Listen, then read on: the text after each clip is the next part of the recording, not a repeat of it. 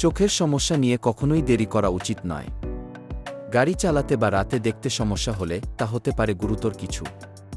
চোখ লাল হয়ে গেলে কনজাংটিভাইটিস বা গ্লুকোমার লক্ষণ হতে পারে। আলোর প্রতি সংবেদনশীলতা, ঘোলাটে দৃষ্টি বা চোখে তীব্র ব্যথা এসবই চিকিৎসকের কাছে যাওয়ার সংকেত। মাথা ব্যথা, চোখের সামনে আলো বা দাগ দেখা কিংবা চোখ শুষ্ক বোধ করা এসব সমস্যা অবহেলা করা উচিত নয়। ডিজিটাল স্ক্রিনে তাকাতে অস্বস্তি হলে তা অন্য চোখের সমস্যারও ইঙ্গিত দিতে পারে। দ্রুত চিকিৎসকের পরামর্শ নিন, কারণ চোখের স্বাস্থ্যই আমাদের জীবনের আলো। দৃষ্টিশক্তির সমস্যা থেকে থাকলে তা দূরে তাকানোর সময় কিংবা কম আলোতে দেখার সময় বোঝা যায়। এই ধরনের সমস্যা অনেক সময় কেবল চশমাতেই সমাধান হয়ে যায়। কখনো আবার ছানির মতো রোগও এর জন্য দায়ী হয়ে থাকে। কারণ যেটিই হোক, তা দ্রুত খুঁজে বের করা প্রয়োজন। চোখ লালচে হয়ে যাওয়া। কনজাংটিভাইটিসে চোখ লাল হয়ে যায়, যাকে আমরা চোখ ওঠা বলে থাকি। অ্যালার্জিতেও লাল হয় চোখ। গ্লুকোমা নামের আরেকটি রোগেও চোখ লাল হয়ে যেতে পারে। সাধারণভাবে বলা যায়, গ্লুকোমা হল চোখের প্রেসার বেড়ে যাওয়ার রোগ। অবশ্য এই ধরনের গ্লুকোমা তুলনামূলক বিরল, যেখানে চোখ লাল হয়ে যায়। তবু অবহেলা না করাই ভালো। আলোয় সংবেদনশীলতা।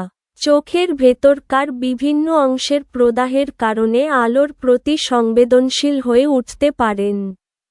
আবার চোখের সমস্যা ছাড়াও মাইগ্রেন, ভাইরাস সংক্রমণ এবং অ্যালার্জিজনিত সমস্যায় এমন লক্ষণ দেখা দিতে পারে।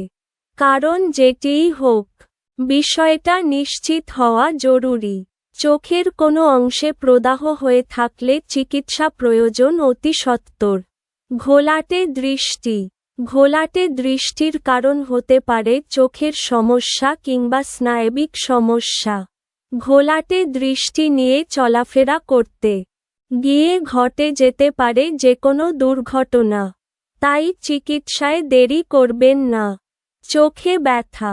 চোখে কিছু পড়লে, আঘাত লাগলে, সংক্রমণ হলে, প্রদাহ হলে বা অ্যালার্জিজনিত সমস্যা হলে চোখে ব্যথা হতে পারে। মাথা ব্যথার কারণেও চোখে ব্যথা হতে পারে। চোখে তীব্র ব্যথা, ঘোলাটে দৃষ্টি, মাথা ব্যথা, বমি ভাব। বমি হতে পারে এক বিশেষ ধরনের গ্লুকোমার লক্ষণ। এর নাম অ্যাকিউট অ্যাঙ্গেল ক্লোজার গ্লুকোমা।